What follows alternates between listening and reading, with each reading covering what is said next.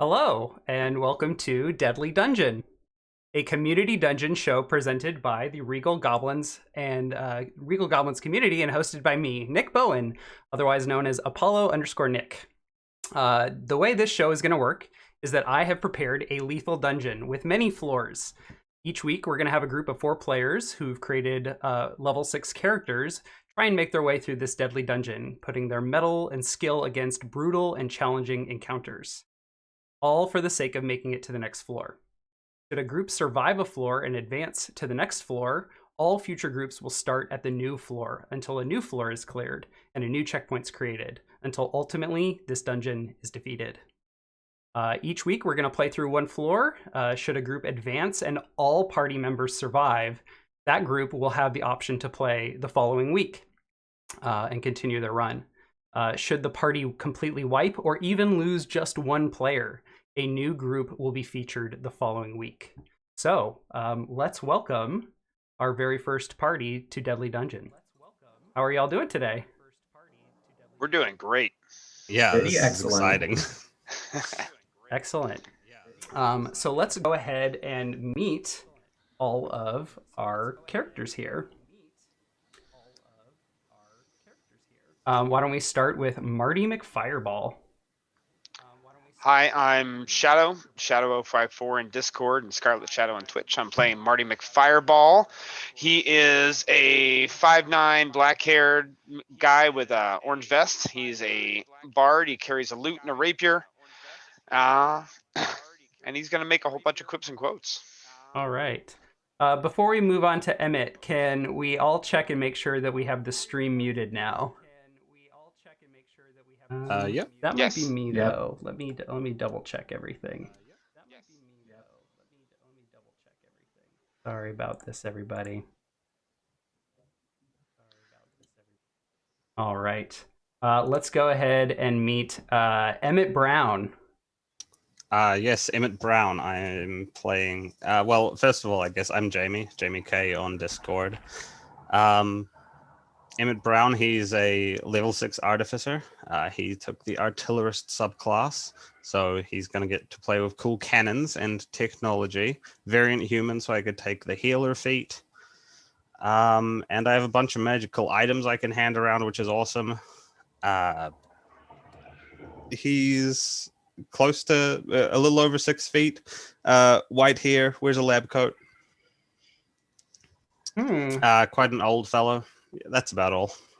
This is jarring anyone's memories of a Universal film.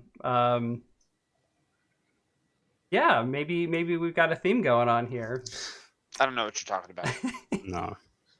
All right, Boff.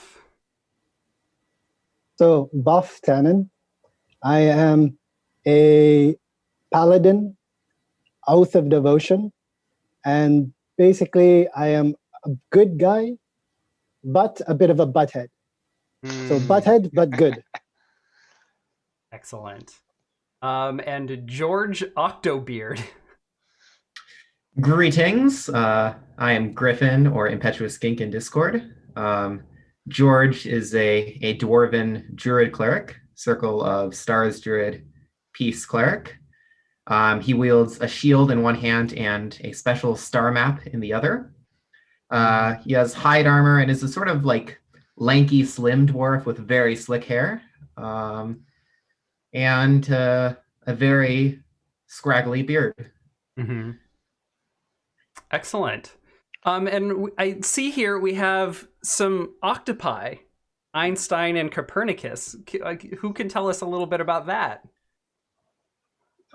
Just of course. One day wandering the wilds, the peace cleric needs some enforcers to really keep the peace, and I've recruited them to our cause, our loyal companions. Beloved pets, as I like to refer to them. Yeah, though they might not quite exist until I cast a spell to summon them. Awesome. All right. Well, as those of you watching might have guessed and might be familiar with the Tasha's Cauldron of Everything, the new D&D 5th edition book with lots of new class options that have been in playtest for a long time. those are fair game in addition to everything in the player handbook. So we'll be featuring some really cool class configurations and group configurations, and we'll see how they fare against this deadly dungeon. So why don't we navigate ourselves into the dungeon and get started here.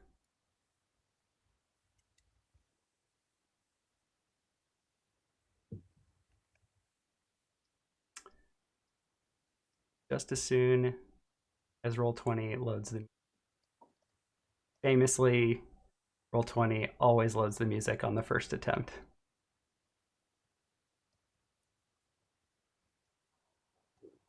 Okay, so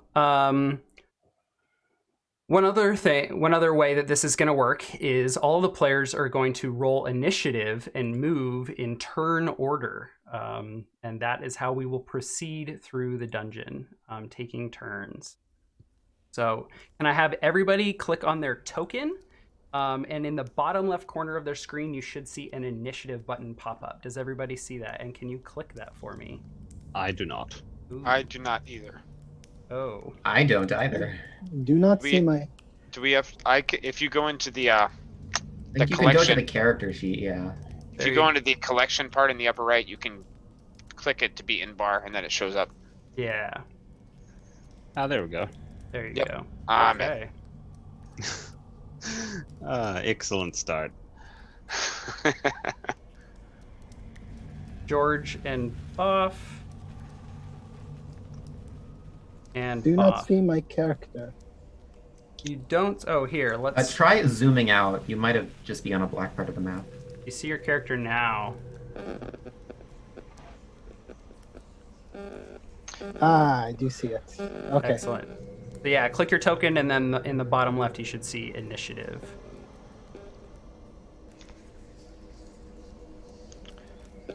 Do you want us to input our HP on the green bar as well?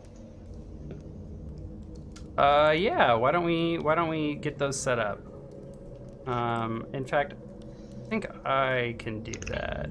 I think you have to do it for us. Oh, mine went in fine.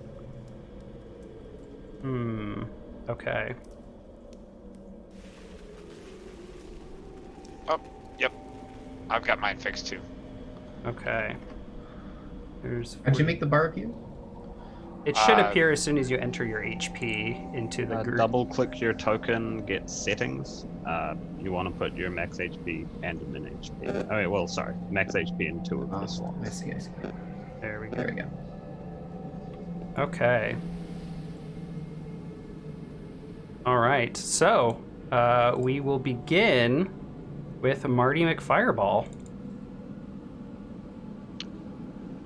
I think Marty will start by yelling out, Doc! Doc, what happened? Where are we? And I will move forward to this spot right here. Actually, I'll move over here and stand next to Doc and look around the room. What do I see, Apollo? Yeah, so let's describe this room. So you all are in what appears to be a small reading room. There are 2 bookshelves on opposing sides of the room, just filled with books, with leather-bound covers, lots of titles in lots of different languages along them. There are also 2 torches, or what appear to be torches, but there is no flame. There just is a glowing light emanating from nothing. There are also 2 sitting, I guess, love seats with tables next to them, presumably for reading. I think that's the end of my turn. Yeah. All right, George. Looking around wildly. My God, where are we? I will walk over and look at these neat bookshelves. Do they have books on them? Lots of books. Packed with books. Any real interesting books? Yeah, you can see that there are books with lots of titles of stories. Titles. They I all like titles. They all appear to be fiction. For example, we have Tales of the Dungeoneers. is one you pick up and kind of eye before replacing in the shelf. Well, I'll put my back to the wall, put my hand on my forehead, and wonder what I drank last night, and pass the turn. All right, Boff. So Buff kind of looks around and starts yelling, "Where is this place? What happened to Hill Valley? Where am I?" And he kind of runs around the room. Doesn't leave the room, but he notices where the door is. And he kind of turns to his compatriots and says, "What happened? Why are we here?" A good question. As you look at the door, it looks like a normal door, wood with metal straps. There is a door handle, but strangely, near the top half of the door, there are 3 concentric circles: a small one, a medium-sized one, and a large one. All composed of runes that you do not recognize. Emmett. Well, everyone, I'm not quite sure. I'm afraid that there's some overload in the flux capacitor, and it's opened some kind of time vortex wherever we are. This isn't 1955. I've come prepared for this eventuality. Don't worry, everyone. And he'll toss down his backpack and start rifling around in it, using both his item interaction and his action to pull out a big baseball bat, which is mechanically a radiant flail, which is one of his artificer infusions, as well as a +1 shield, a repulsion shield, exactly, and go over to Boff and hand them off and say, quickly, look at all of these things. There's some switches along there. You want to use them to blind your enemies and fling them away from you in case we meet any resistance in this strange medieval dungeon. And after handing those off, his turn is over. Okay, so we have a mace that appears to be a baseball bat and a repulsion shield. Yeah, I can put them both in chat. I'm mostly curious what the repulsion shield looks like. Well, it's a protective covering for one of his arms, of course. Okay. And it seems to be spring-loaded. Okay. Yes, let's put those two in there. That makes them show up. Yes. Okay. Oops. There we go. All right. Back to Marty. Okay. You'll notice that down here we have a round counter that increases with each passing round. And we're back to Marty McFireball. Oh yeah, hey Doc, whew, this is heavy. I don't know what's going on. And then I'll move up and take a look at this torch here that gives off light but doesn't give off a flame. And is it stuck in the wall, or can I move it? Can I turn it? It is a sconce that is affixed to the wall. As you try and twist it one way, the other, push, pull, nothing happens. All right, and then I'll take a couple steps back and turn to face Doc and say, hey Doc, what about that ring you were talking about? And then I'll pass my turn. George. All right. I'll say, now, Doc, I had things, going on, things I was doing, and now I'm in this room. What's going on? I don't know what to make of this. And I will walk over, sit down in a lovely, fluffy chair. It's not the comfiest chair. It's not bad either. Off. So I thank the doc for the shield and the baseball bat, saying, "I'll put good use to these." And I offer to Doc one thieves' tools that I happen to have on me, saying, "Here you go.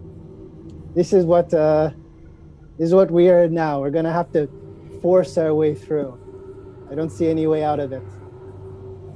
And he goes to test to see if the door is openable.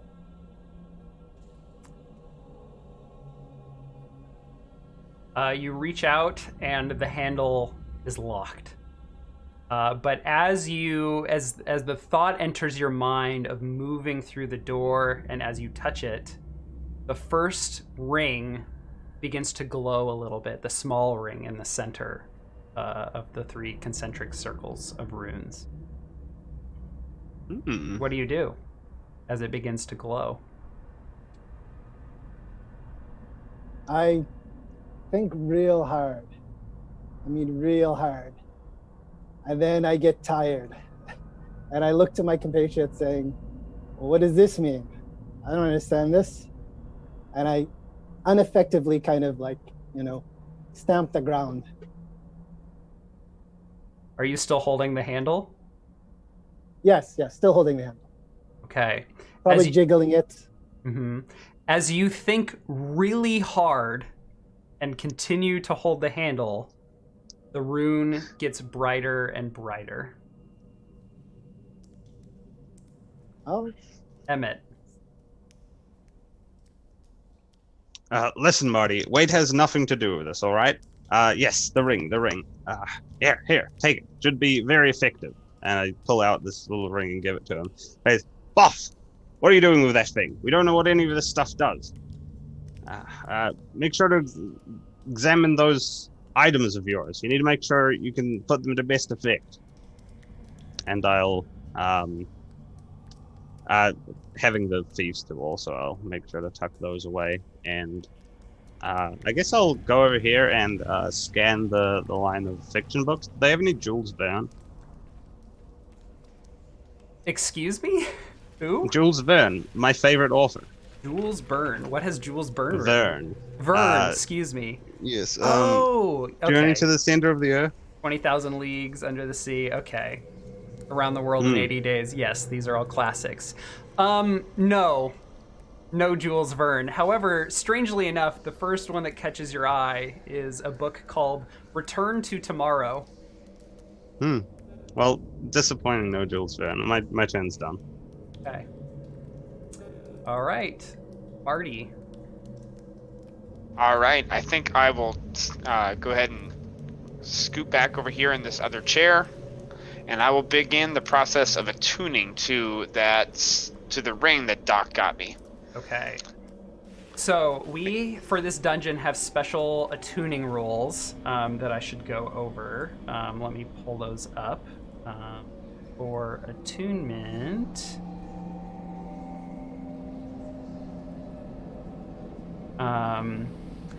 attuning to magic items will require 1 minute or 10 rounds rather than an hour. All other attunement rules apply, including the fact that you can only be attuned to up to 3 items.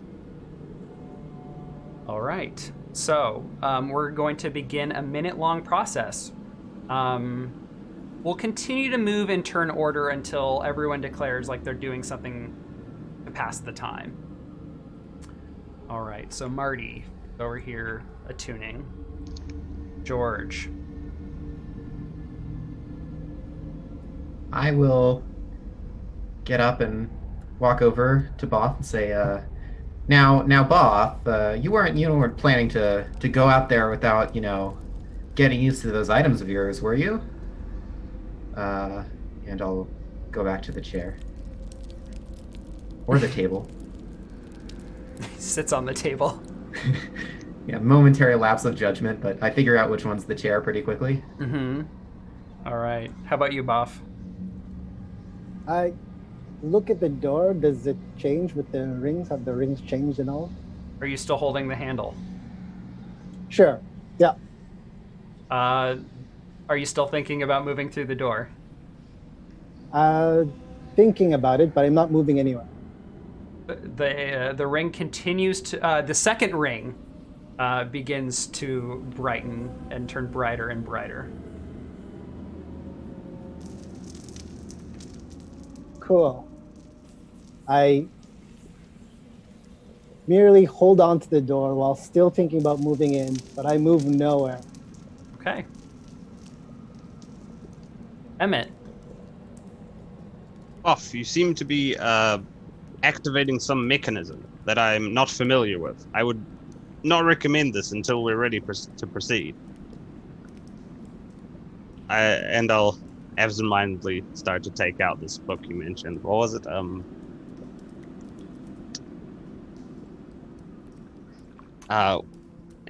Just flick through it a little bit as I wait for the other two.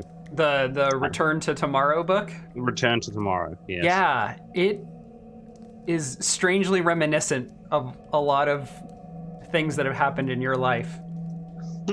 Eerily similar. Mysterious. Well, that's what my round has been doing, so I'm done.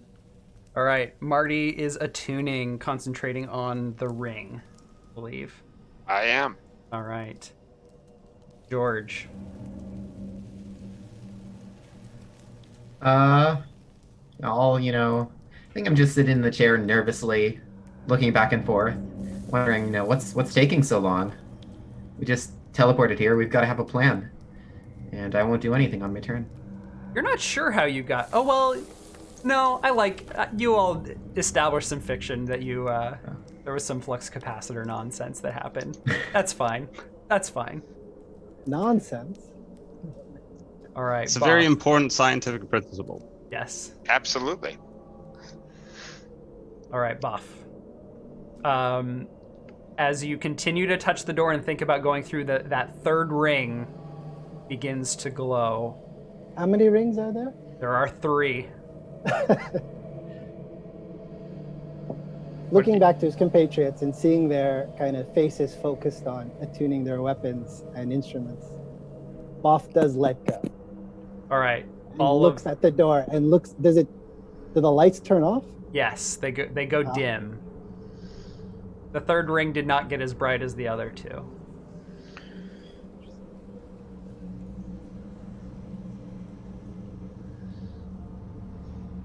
All right, Emmett. All right. Taking this book and another, which he thinks at random, things look interesting.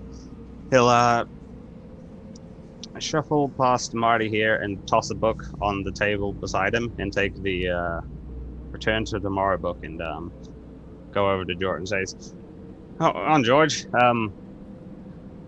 We've got things to do. No time for slacking around." And pass the turn. You just grabbed like a random book? Yeah, a random other book to toss onto Marty's table. Marty, as you gaze at the title of the book tossed on the table, the title, what are the languages that you speak? Let's see here. I believe that I speak Dwarvish, Elvish, and Common. Okay. In Dwarvish, this book is a title called The Grand Colosseum. Interesting. While I'm attuning to items, can I leaf through it, or do I need to focus on what I'm doing? We're setting precedent. I think leafing through a book and just skimming is fine. I think if you are to try and focus and like really read, it would be difficult. No, I'll pop it open and see if there's like a table of contents or something. There is. As I yell out to Emmett, be like, "Hey, look for 20,000 Mermaids Under the Sea. See if it's up there on the shelf." As you leaf through it, there are chapters that speak, that kind of invoke kind of evocative imagery of like grand champions with various titles, the gladiators of a Colosseum. There's chapters on their fan base, on the administration of the Colosseum, so on and so forth. But most of it focuses on the champions, their battles, and the beasts that they fight. Interesting. I think that's my turn. Okay. George. All right, I'll once more make my way towards Boff and say, those are some really fine weapons the doc got for you, but now Boff, if you're gonna leave through that door before you get used to them, I'm not sure they'll be much good. This time I'll huddle in the corner, not bravely cowering behind a book or two. All right. Boff, what do you do with this information? Getting used to the weapons. Well, I make sure that my weapons are equipped. I don't necessarily understand the importance of what he's telling me, but I know that there's something I need to do to make sure I use these things quite well. So I kind of like fiddle around with them. I kind of make sure they're on me, but then I'm like, huh? You know what? Okay. So I take it mechanically you are attuning to these items. Okay, yeah. All right. All right. Emmett. All right, Emmett's going to go settle on this chair here with his book, fling his feet out, and go into a deep think as he mulls over the pages, muttering scientific theories to himself. And that'll occupy him for the next couple of minutes. I don't think I have anything important to do. Okay. So we have Boff and Marty attuning to their equipment, Emmett muttering scientific stuff to himself, and then we have George. George, is there anything you'd like to do over the next minute? I think I, pick up a book and, kind of look at it as, escapism to get out of the current stress of the moment. But then, I really like the author's style, and I try to, take some mental notes and learn from it.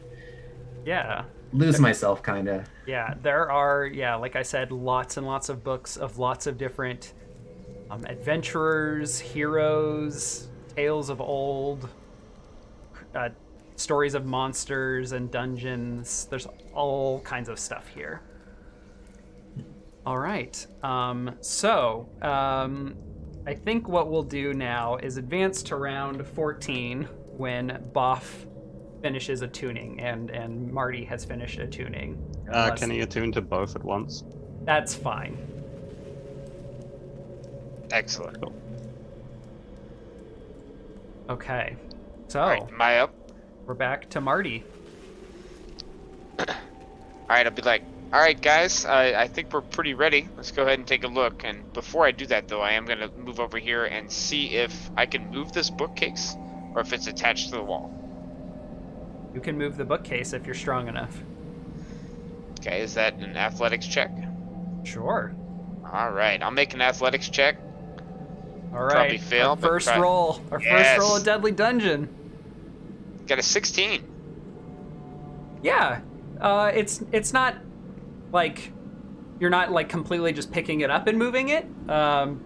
It's screeching, and you're leaving marks of wood on the marble floor here, but you are able to move it. All right, is there anything hiding behind it? Dust. A little bit disappointed. I'll go over maybe one more space up here, and I will. Ooh, all right. I'll say, all right, guys, are we ready to go? See what's going on here? Because I think we need to try to figure out what happened to well, the time machine. I think. And then I pass my turn. Okay. Also, George. out of character, Jamie, do you want to post that ring in chat too? Sure. Oh yeah, let's get a look at all this cool Artificer stuff. Ooh, recover a spell slot. That's exciting. All right. Very. Boff. Boff sees what Marty has done with the one bookcase and immediately turns his attention to the other bookcase and walks over and tries to move that one. Give me an athletics check. Oh.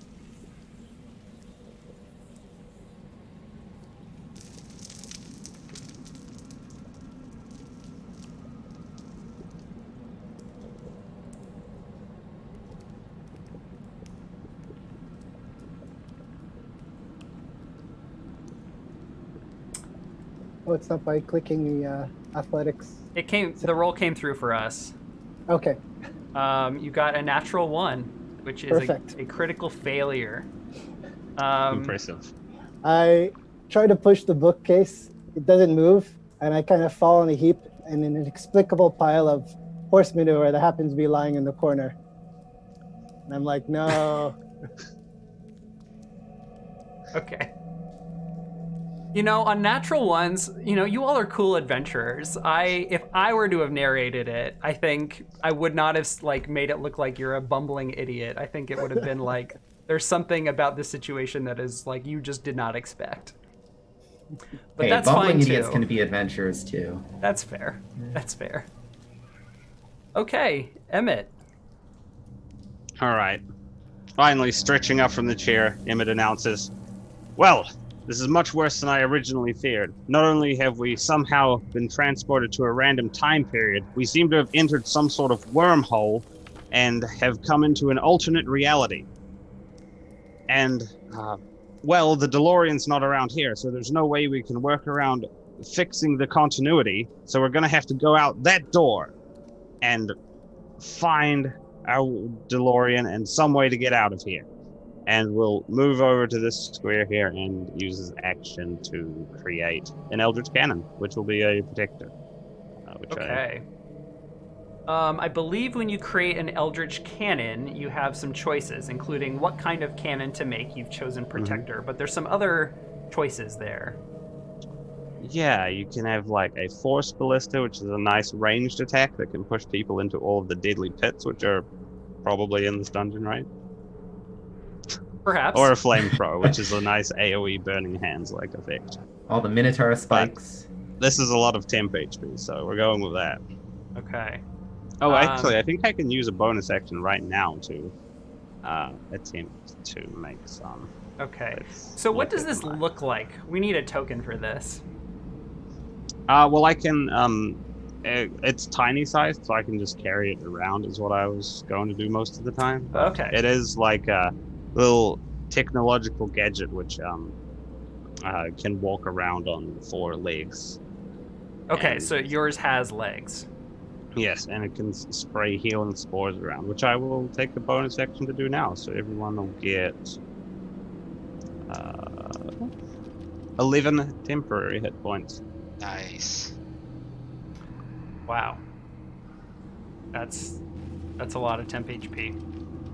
It's a lot of temporary HP. And my Okay. turn's over. So, if everyone would like to, when you click on your token, you'll see 3 different circles pop up. So I've set the green one to be your HP, the blue one is your AC, and you can use the red one for temporary HP if you like.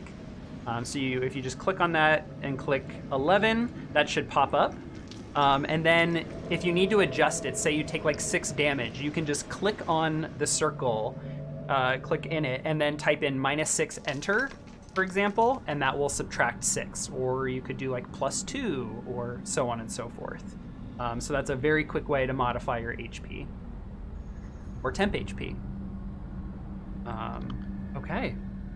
All right. Awesome. Well done, Emmett. Let's move on to Marty.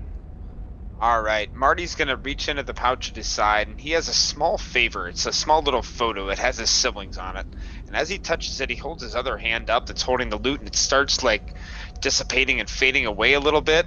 And then, as he does that, he strums the loot with that hand, and a spectral hand appears over here by Boff, picks up a book off the shelf, and drops it up on his head as I cast Mage Hand. I yell, "Boff, get over to the door. Let's go." Wonderful. That's my turn. Okay. We have a cool hand token here. Or, there we go. All right, George. Well, I'm going to stand up and I'm going to mutter a prayer to whatever, terrible demonic monstrosity of peace that I worship. And I will cast or use the emboldening bond feature, targeting myself, Boff, and Emmett. Okay, the emboldening bond. So, as an action, choose up to 3 willing creatures within 30 feet of you, creating a magical bond among them for 10 minutes, or until you use this feature again. While any bonded creature is within 30 feet of another, once per turn, they can roll a d4 and add it to an attack, an ability check, or a saving throw they make. Wow. I believe a factor of this is that all members need to be at peace with one another. Is that correct? I remember. I don't know if it specifies, but that could make sense. Let me pull up my Tasha's really quick. I remember reading over this when I received your character sheet. Well, if we have to lawyer already, I think the only one not at real peace with somebody is Marty and Boff, and I'm not getting the bond. So. Okay. Sorry, can you repeat who is receiving the bond? Myself, Emmett, and Boff. Emmett, Boff, and George. Okay, let's get some sort of symbol to represent your peace with one another. So this is effectively like a bless spell. And this is from your cleric level, is that right? Oh, yeah. You He's cleric, 1 level. One level in cleric gets this really cool effect for 10 minutes. A very nice dip. All right. So I'm going to add... I'm going to add something to the initiative tracker here. And in 10 minutes, that will be round 10-15. No, 11. 1-1-5. Yeah. I was going to say 10-15. Woo! Yep. It's a good effect. Okay. This also requires you to be within 30 feet with one another, and you can only use it once per turn. Okay. All right. So, Boff. We've had a lot of setup for this group. What do you do, Boff? Boff stands up, and it looks to Marty and says, I'm trying, man. I'm trying. Walks over to the door, grabs a hold of the handle one more time, and kind of thinks about opening it. Does anything happen? Yes. The inner circle begins to glow again. And I want to be clear, Boff, you see the rune light up. No one else does. I make sure to comment on it, to saying, oh, this thing is lighting up again. It's not lighting up, y'all. You might need to check on how Boff's doing. Maybe the time travel knocked something loose. All right, Emmett. All right, Buff should probably move his token over, right? Sure. Or did he not grab a hold of it? Yeah. Well, Emmett, I suppose, will look at the door and focus on it. Is Buff, these rings, they're lighting up. Are you sure you're not feeling a little lightheaded?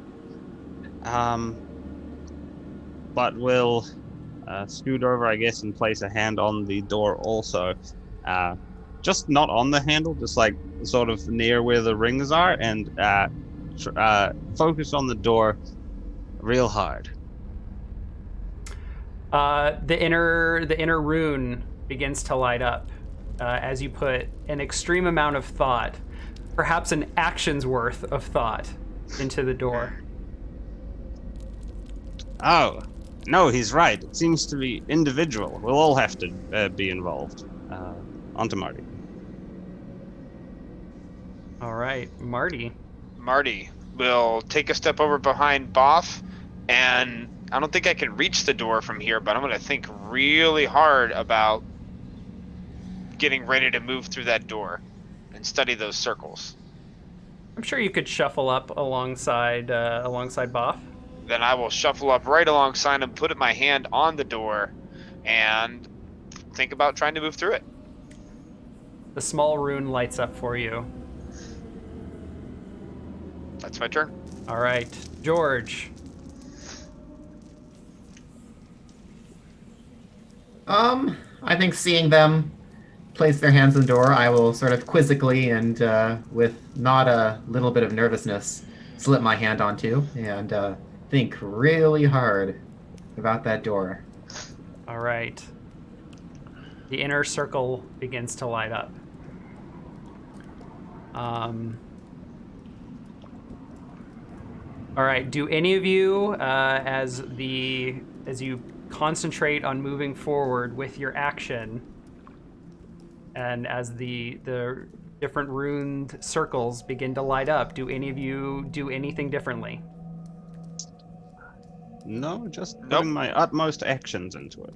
I think Marty, as the runes start lining up, says, "All right, guys, listen to this. It's a Blues Riff and B.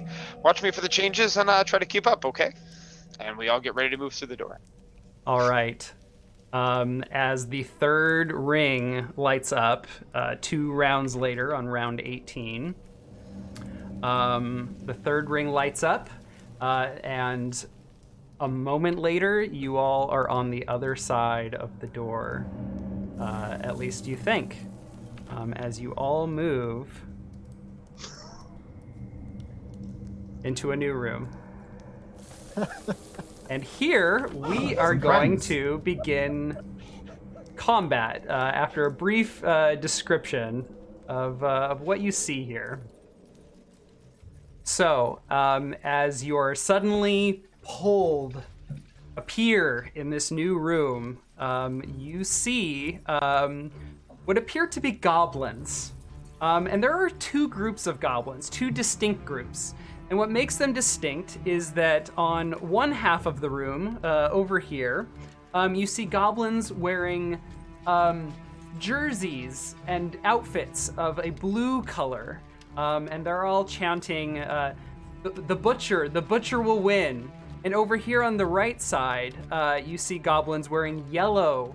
They're all holding like banners and spears and vuvuzelas and all sorts of things for combat, but also for cheering on a champion. And these people, these goblins over here, are shouting, "The Sandman will triumph! The Sandman will triumph!" And they're all like shouting at one another, like viciously, like spit spewing from their lips. But as soon as you appear, they chant out a little more, and then they all turn and look at you and go, "Get him!" And we're gonna begin combat here. So can I have everyone re-roll their initiative?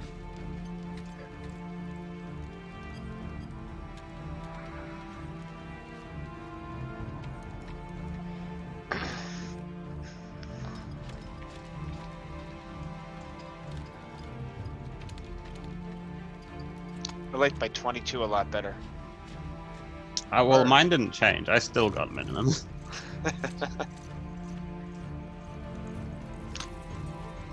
I don't show you as rolling though, Jamie. Did you click your token? Yeah, for some reason. It might have whispered it too. Yeah, mine does it whispering, so I don't know what's going on.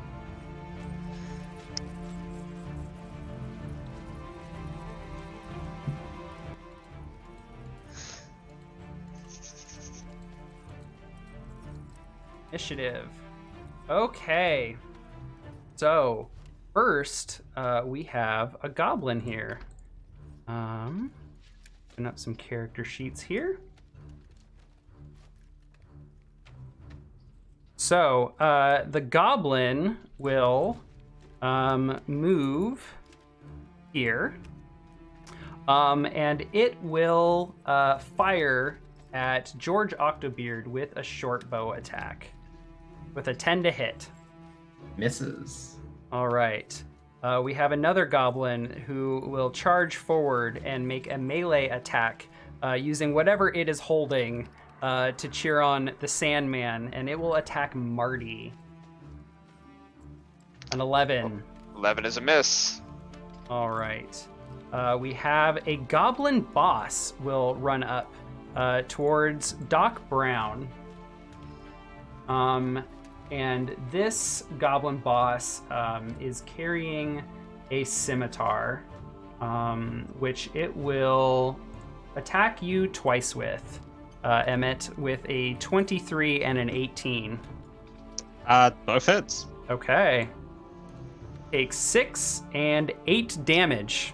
Ouch. Our All the way first- through the temp HP. Yeah, our first blood is drawn. We have another goblin will step around this corner here, and will fire its short bow at Marty with a 15. 15 is a hit. Okay, that's 5 piercing damage. And we have one more goblin who will charge forward and strike at Marty with a melee attack for 7. That's Zing. a miss. Okay, this round counter should have moved to very bottom, so I'm gonna move that.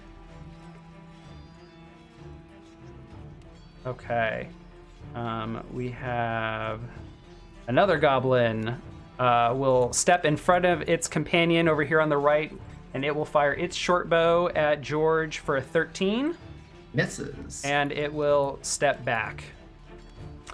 We have a goblin boss who will step forward and attack George, also with a multi-attack with 2 scimitar attacks, a 19 and a 12. 19 hits, 12 misses. All right, for 8 damage. Okay, and one more goblin. This goblin will step forward on the left with 15 feet of movement and fire a short bow attack at Emmett for 14. Not a hit. And just reading Goblin Boss, were both of those with disadvantage to their second attacks? Ah, yes, you're absolutely right. Good call. So the second attack for the first goblin boss was a 15 instead of an 18. And I believe that was on you, Emmett. Does that make a difference? Yes, so that'll heal Okay. me back up. Yeah, take that 8 HP back. Whew. And then I ain't dying to goblins. the second goblin boss attack I don't think would have mattered. Because the 12 didn't hit, and neither would the 9. Okay, so the 14 on the short bow hit you, Emmett, is that right? What, sorry? A 14? No, it would not. Okay. I'm at 18. Okay, and then the goblin will move backwards. George, these goblins are assaulting you and your friends. Well, they haven't don't assaulted you appreciate yet. What do you do? All right. Well, first I'll yell at what the butcher. Oh, we're all great fans of the butcher. You know, we should all go kill these Sandman people. And then I will use one of my druid class abilities, the Starry Form. Ooh, the I will starry choose form. the Archer constellation. Okay, so as a bonus action, you expend 1 use of your wild shape. So go ahead and mark that off. And Yep. you, instead of taking a animal form, you take a starry form. And you said the archer? Yep. On activation, and as a bonus action, you can make a ranged spell attack. So you've activated it, so go ahead and make your ranged spell attack.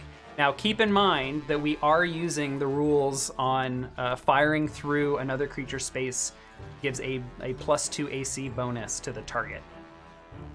Yep. I will fire at the goblin boss right Okay. in front of me. I believe you are also at disadvantage for being in melee Okay, is that how it works? when making It's a ranged 14 attack. to hit. Okay, the goblin boss that does not hit. All right, then as my action on the turn, I will begin incanting the words to a spell, and eventually I'll cast Conjure Animals. All right. Specifically, I'd like to summon my faithful octopi in some open squares nearby. Does this chest up here, is it big enough to block the square? I think an octopus is malleable enough. It can move around that. They are quite slithery, Okay. so I think I'd like to summon them on these 2 squares adjacent to each other. Okay, let's bring in Einstein and Copernicus to the token layer there. Okay. And I'll shout to them, Einstein, Copernicus, kill these goblins. All right. And we are using the rules for conjuring and bringing animals into the fight where that they take their action at the end of your turn. So they'll get to do that immediately. All right. So I guess Copernicus. Am I deciding on the targets too that they attack? You have full control over these characters, All right. and I believe you have their character sheet. I do. So Copernicus will attack this goblin in front of Marty. Okay.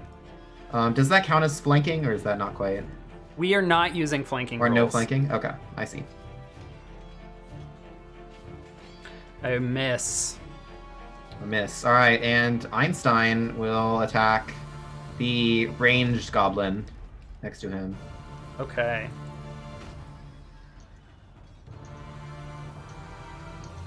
Ooh, that will also miss. No, miss. Sorry, octopi buddies. Okay, this goblin will go. This goblin will see that two giant octopi have just appeared. So this goblin will fire a short bow attack at Einstein with a 14 to hit. That hits. Okay, so that will hit for 5 damage. Do we have hit points on our octopi yet? We Yeah, I put them in a should different box. we I should will. do that. What would you like to take, the average or roll for their HP? I'll just use the average, I think. Okay. So, All right. What is the average for giant octopus? it's 52, It's I believe. Oh my god. It's 52. Oh. They do my only have 11 AC though, God. so. Okay. They're beefy boys. Save there, and this will be out of 52. Okay. So The best damn octopi oops. around. Sorry, I was editing at the same time there. Okay. So, and then after firing, this goblin will run over here. Bob. I believe that provokes an attack of opportunity. That it because does. Einstein has a 15-foot reach. It does. Oh my god. Wow. Incredible. Okay. That With provokes amazing reflexes, an the attack. octopus lashes out. with an 18 to hit. Oh my gosh. 15-foot reach. Wow.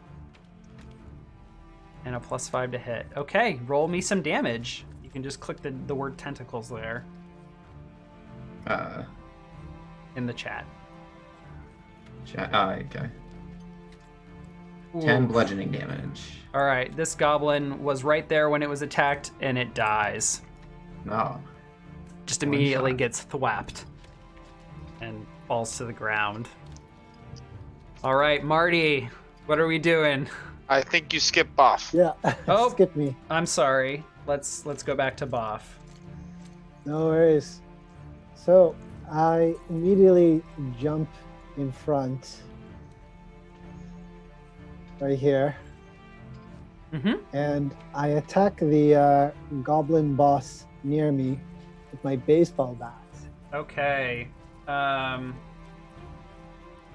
The goblin boss is going to use its reaction to redirect an attack. When a creature the goblin boss can see targets it with an attack, the goblin chooses another goblin within 5 feet. The two goblins swap places. So the goblin boss is going to move and pull this goblin in front of it. Gotcha. And move back. All right, make your attack. I will. An 18 will hit. It's A +1 flail.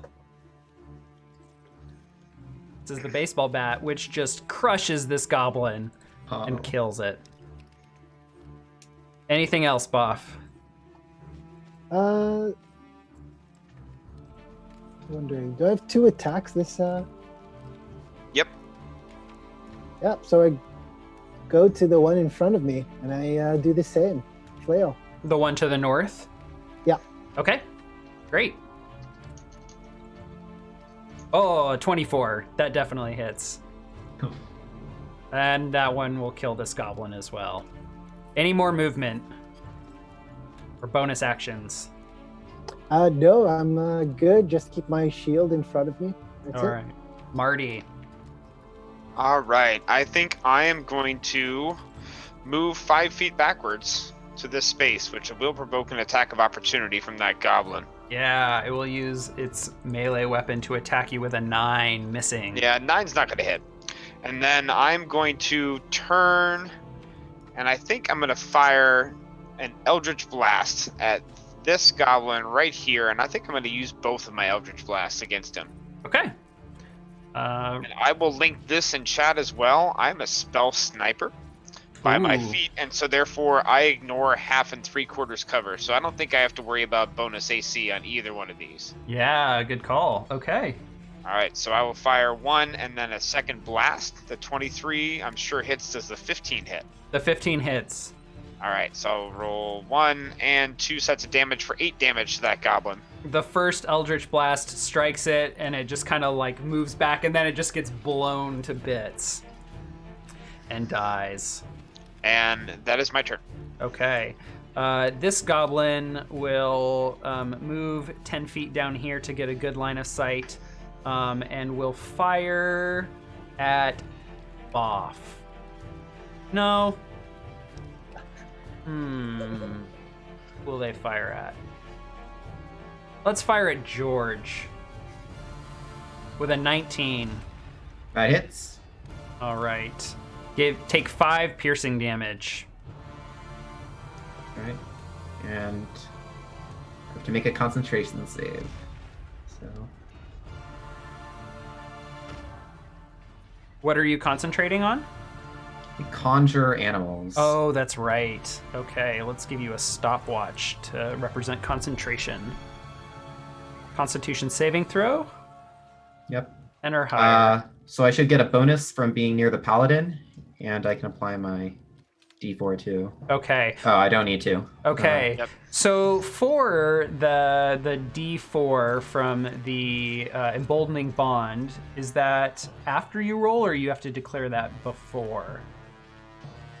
It doesn't specifically specify. We believe precedent from other spells is that it's after the roll, Okay. but After before roll, you know the before result. I think. Yeah. Yeah, I think that's Sure. normally how things are. Okay. Well, I think you've inferred your result here. Okay. All right. So this goblin will then run back. This goblin. No.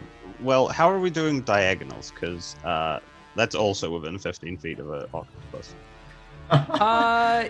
That's Except for maybe this column here. that's Yeah, true, that's but what I don't realized, think. but I figured I'd bring it up. Yeah, I anyway. think its line of attack was interrupted. Mm. Okay. agree. All right, this goblin is dead. This goblin will charge forward over here on the left side and melee attack with its brass vuvuzela. It will attack Emmett for a 21 Yep. for 7 damage. That scratches me. Yeah. All right. And then a goblin in the top right next to Copernicus will strike at Copernicus with its spear for 13. That hits. All right. Copernicus takes 8 damage. And we return to Emmett. All right. Emmett will take a bit of a sidestep up here while saying, "Great Scott, we're being ambushed by some infernally small humanoids," This is and heavy. will activate his protector feature, which will give a d8 plus 4, 12 temporary hit points to everyone in the party and the 2 octopi. And you can do this every turn. I can do this every turn. I see. This is why you don't allow artificers. Well, maybe we'll revisit that. Or at least nerf this feature somehow. I don't know. But anyway, because that's not even my action, I will just, with this runic staff thing I have, which is also my Eldritch, Arcane Firing is what it's called. Yeah. I will cast a poison spray at, I believe, just this goblin down here. Okay. So a DC 15 Constitution saving throw. They fail and take 14 poison damage, dying. Mm-hmm. And my turn's over. Okay. That brings us to a goblin boss. This goblin boss, seeing what you've done to the goblin next to it, Emmett, will attack you with a multi-attack with its scimitar. The first attack is a 13. The second has disadvantage, which is a 17. Also a miss. Ah, Just unfortunate. barely.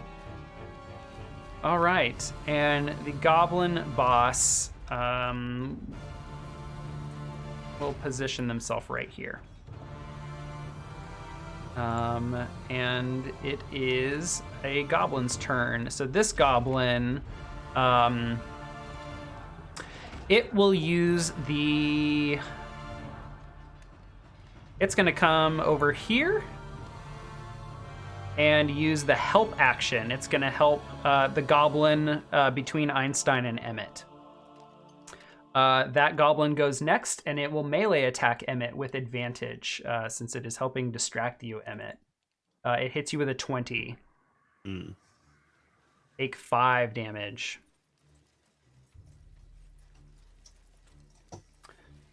This goblin in the bottom right corner, an archer, will fire an arrow from its short bow at George. For 7.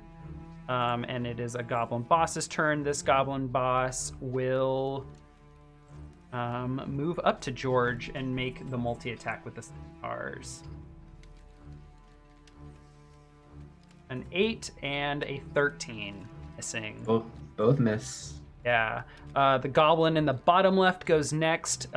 It will fire at Marty with the short bow. Yeah, it's gonna fire at Marty because I think this line of sight here, where I think this is firing through a goblin, so it would give an AC bonus.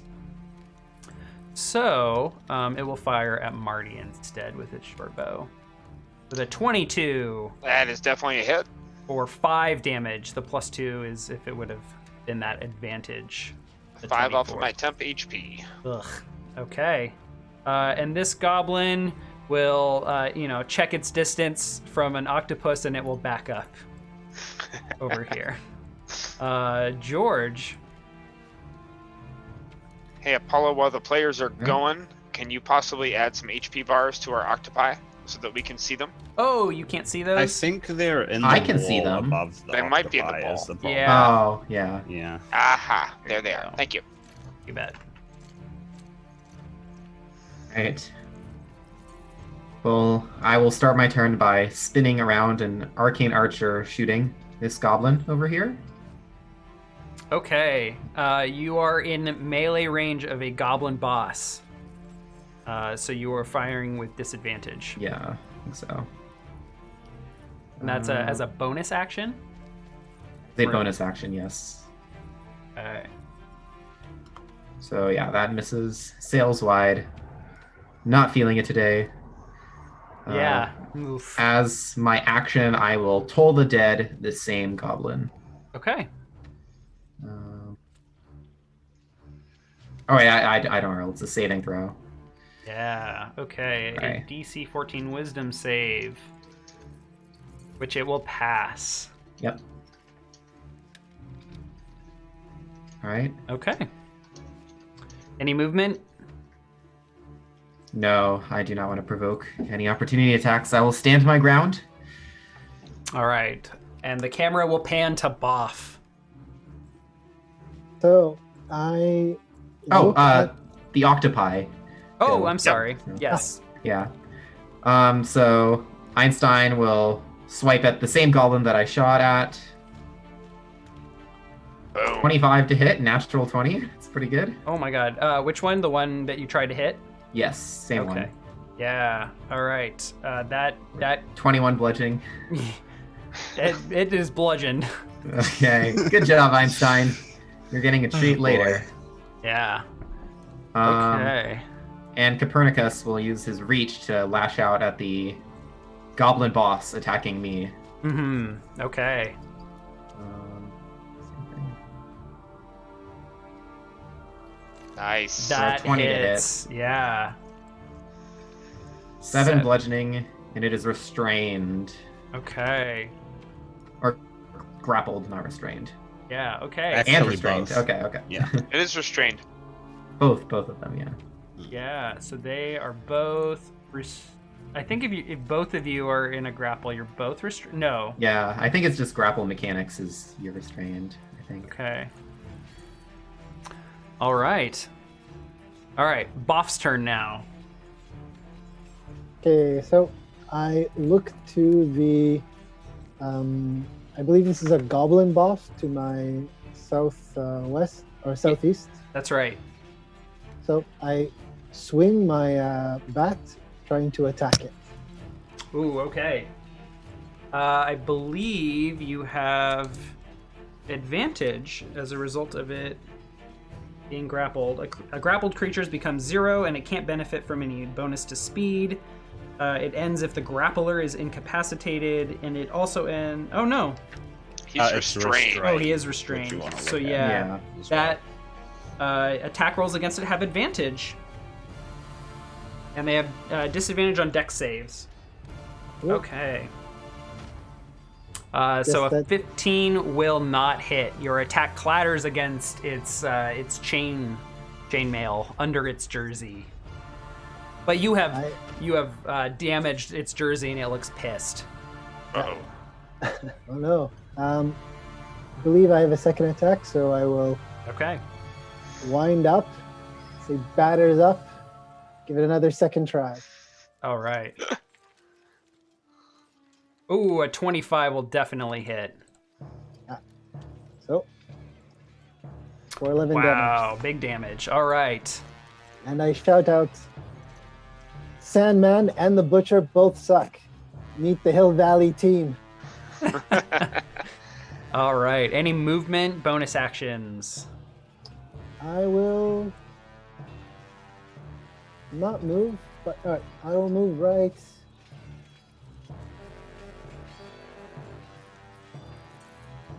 I'll move right here. Down here. And block. All right. That provokes an attack of opportunity from the goblin boss, who will. But does it? Yeah. At Okay, you know what? disadvantage. Yes, I- it has. I will. It's a I will disadvantage. move. So, All all right. Uh, So really quick, we're gonna let this go once. This is the one time, but if you move your token or roll something, it is Ah, yes. considered done. Like, so after today or after this turn, moving to a cell and then moving back counts as expending that movement twice. So this is your one freebie, community of Regal Goblins. So, Boff, what would you like to do? They'll stay here. Yeah. Okay. All right, Marty. I will turn in the direction of the goblin boss that is restrained to my right, and I will fire Eldritch Blast at him twice. All right, and with Spell Sniper, you ignore cover. Right. Um, So the first one I think will hit because I have advantage because he's restrained. Yes, all attack rolls, not just melee. So yeah, the first Yep. one will hit, And I will deal 10 10. force damage to him. which will kill the goblin boss. There are unfortunately Wonderful. no goblins that he could somehow swap places with even while restrained. Dead ones. How unfortunate. I will hold my position. Oh, can And you that's my swap with a turn. dead goblin? I don't think so. But... oh God, why did I say that? Hey, That would buddy, be get even more over bad. here. All right, anything else, Marty? Nope, I'm good. All right. This goblin in the back will step forward and fire a short bow attack at George. Missing, and stepping over here. This goblin is dead. This goblin is next to Copernicus. and doesn't really have a good way getting into this fight. Yeah, actually, this is all within 15 feet of movement. The goblin moves over here, and I think this requires me to move this goblin out of the way. You see it moved over here? Mm-hmm. Yes. All right, and it will attack George with a 7. Pitiful. All Unique. right. Emmett, we're back to you. Good. Emmett will continue with the same program. If anybody's missing their temp HP, it's now back up to 9. Okay. Or you can keep what you used to have. So you're holding this defender thing? I'm not Is that sure. right? Am I holding it? It's tiny and has legs, so I imagine it can like just sort of skitter around on top of my head or something. On I top don't of your know. head. I love it. Okay.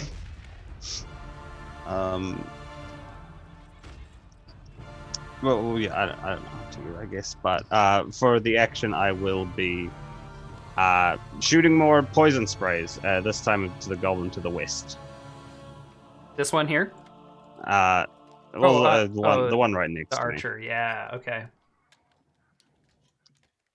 All right. Okay, DC 15 con. Constitution. Critically Ooh. fails, and 20, It's a bad day for him. 20 poison damage, 2d12? Is that right? At level is. 5 upgrades.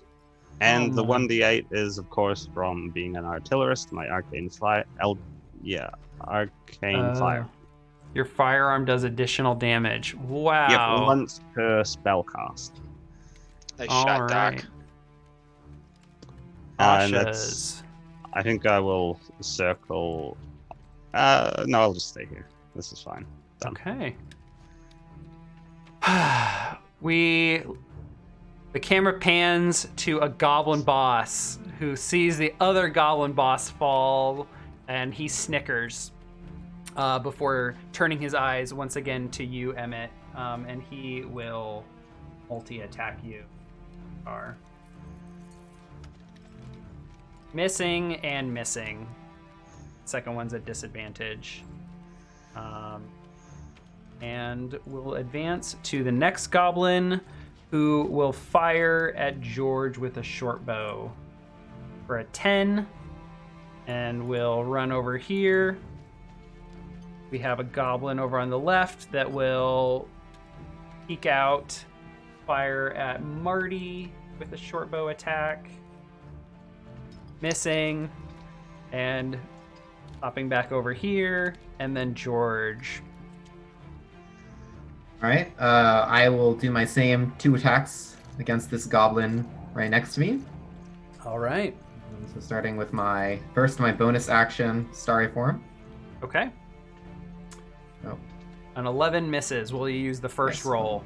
Yes, definitely. And then Toll the Dead on the same one. All right. DC 14 whiz.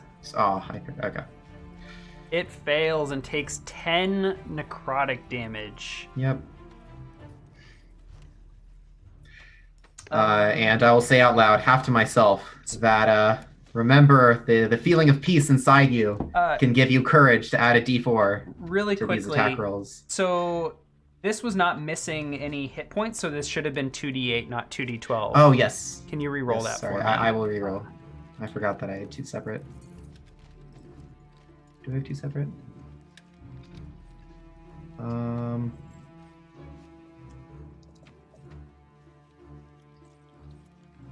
Okay. That's plenty. Okay. Nothing changes. All right. So that's your action and bonus action. Any movement for you? I will move here between the party members, Hmm. and bravely standing in the middle of everyone, not in line of sight of any goblins. All right. Uh, And your I think octopi. the octopi go. So Einstein will attack the goblin boss. His tentacles. Oh, yeah. The goblin boss will use its reaction to redirect an attack. It will move here and pull this goblin into its place. This goblin buddy is completely pulverized. All right. Copernicus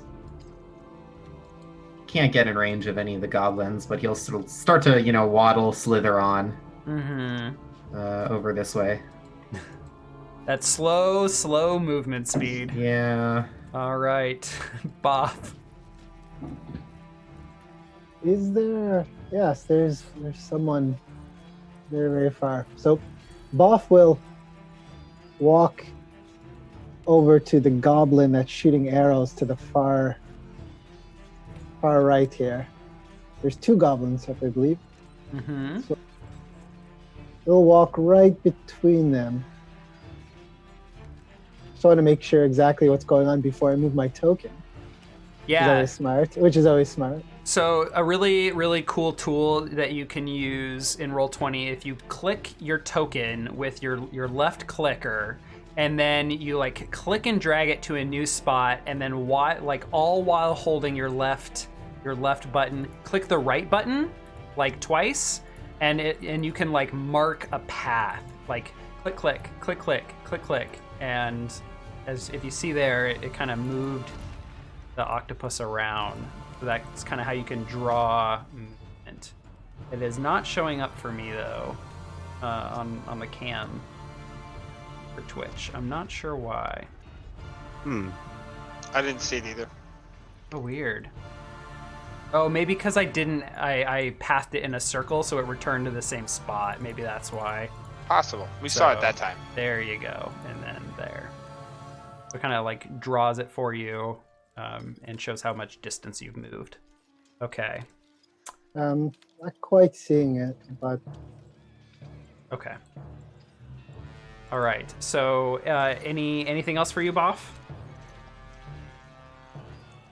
Yeah, I'll move right to the goblin, right between him. I'm not too sure exactly how much distance it is, though. Like seem to have moved, and now I've kind of lost track a bit. Yeah, so you've moved 25 feet here. Okay. My movement is, I believe it's 30. Yep, I'll get as close as possible. So I think I should be right about here. All right. Close as possible. If I can get closer, I would. You could use your action to dash, which would give you another 30 feet of movement. Oh, I'll do that. Stand right here between these 2 goblins. All right. And I will attack the one to my southeast. So if you use your action to dash, you cannot use the action to attack. Oh, I believe I have 2 actions. So if you use the attack action, since you have the extra attack feature, you make 2 attacks with that action. Gotcha. But everyone only has 1 action and 1 bonus action per turn. I'll just chill here next to this goblin then. Yeah, okay. Marty. All right, I think Marty is going to turn towards the goblin boss. He's going to use his lute, strum a chord from the beginning of Johnny Be Good by Chuck Berry, point his lute right at the goblin boss, and fire off Eldritch Blast. 2 shots. All right. The goblin boss has already used its reaction, and there's no goblins nearby, but both attacks miss all the same. And then I think I am going to move to right there, and I think I'm going to stop. Okay. This goblin is going to use the help action to the goblin to its north in the top right corner, and it will pass turn. Emmett, your turn. Emmett will say, Marty, you're not using that new amplifier, is it? It's untested. It might explode or something, and will cast a poison spray.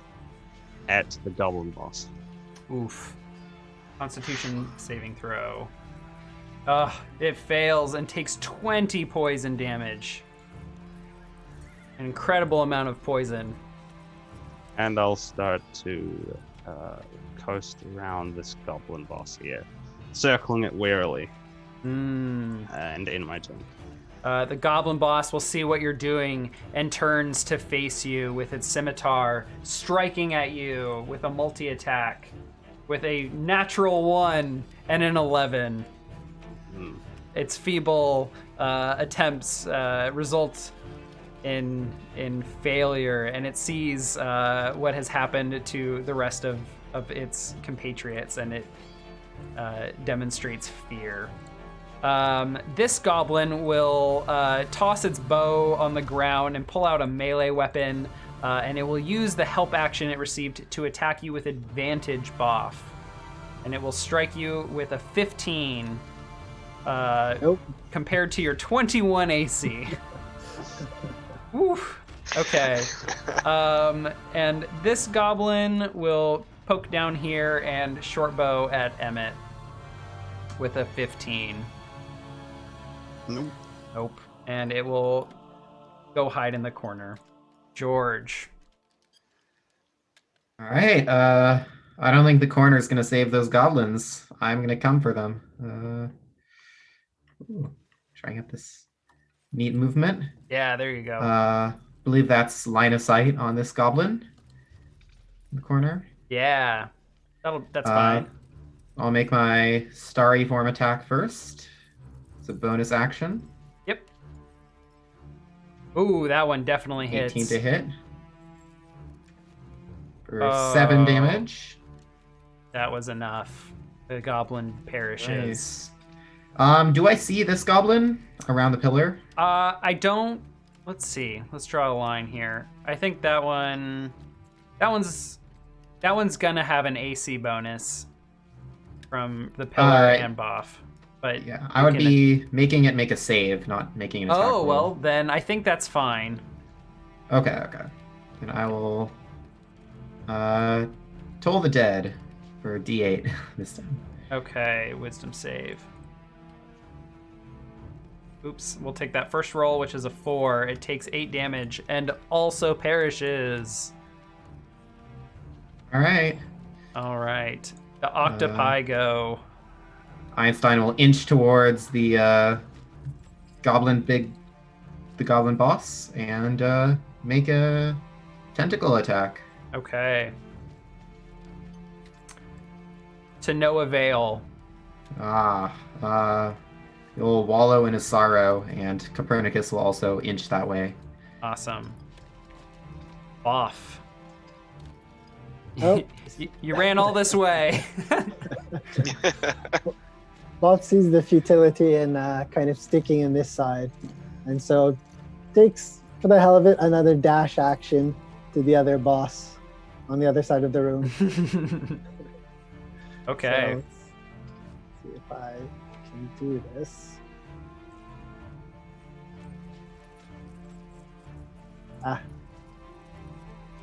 Still haven't got used to this measurement tool. Yeah, it's a little tricky.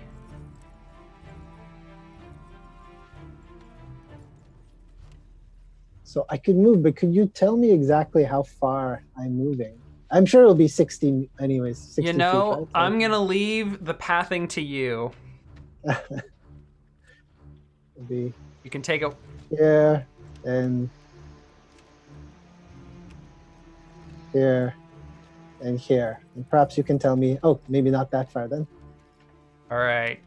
I think since you did, I'm gonna hold players to moving exactly the way. Like if you move without drawing a path, I'm gonna just assume straight lines. That would have No been worries. too much. This is 60. Okay. And chill here, looking at the boss, staring him down, you know, Uh-huh. kind of shaking my bat as an old man, like fist shaking type thing, but Uh-huh. with a bat, and hopefully drawing some of the anger that the boss might have. All right. Marty, your turn.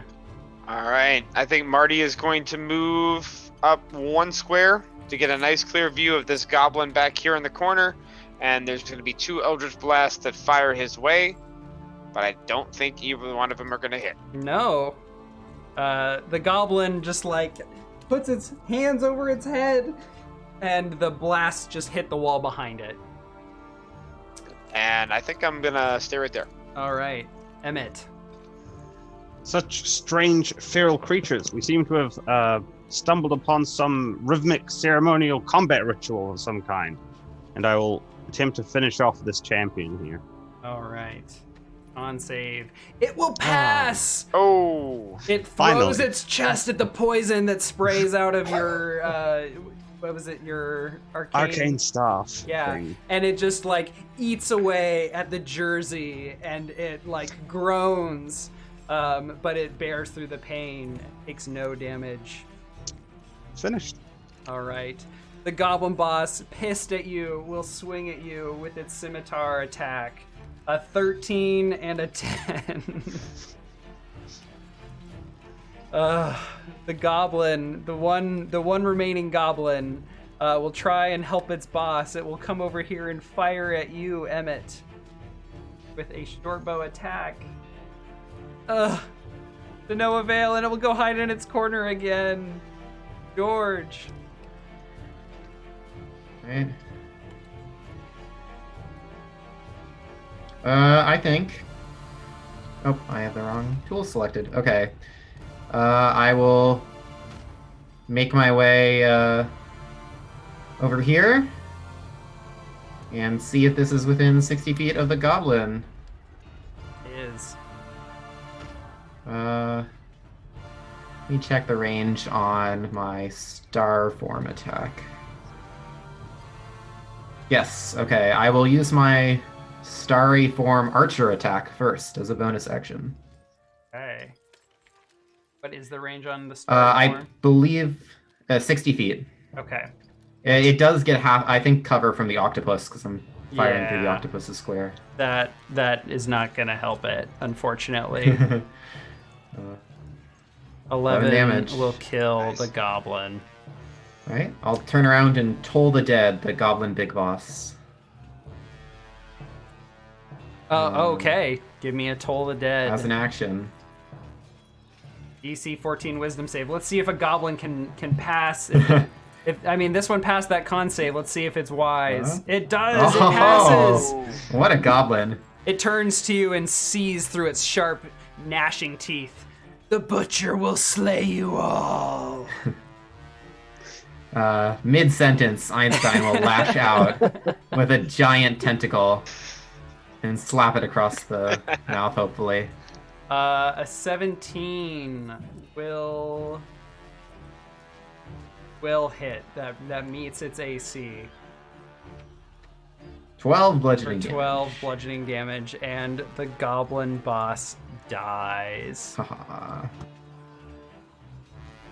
And with that, we'll step out of combat here. The Copernicus room- will go towards Einstein and they will share a very squishy high five. Love it.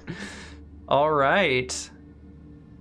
So now in this quiet and bloodied room, as you study it, you see there are 4 pillars that are in a row here, and there are 2 doors, similarly with these matching sconces on either side that produce light, but don't seem to be consuming any sort of fuel. Also in the room are these 2 chests, one a wood and metal one here on the left that Copernicus has just been kind of like has tentacles over, and then there's this strange metal weird contraption one with a recycling sign. This symbol is probably not foreign to many of you, although perhaps to other creatures that exist or come through this dungeon, it would be a very strange symbol. Dr. Brown, this contraption looks very mechanical and strange in nature. And we will return to see what you all do next after our break.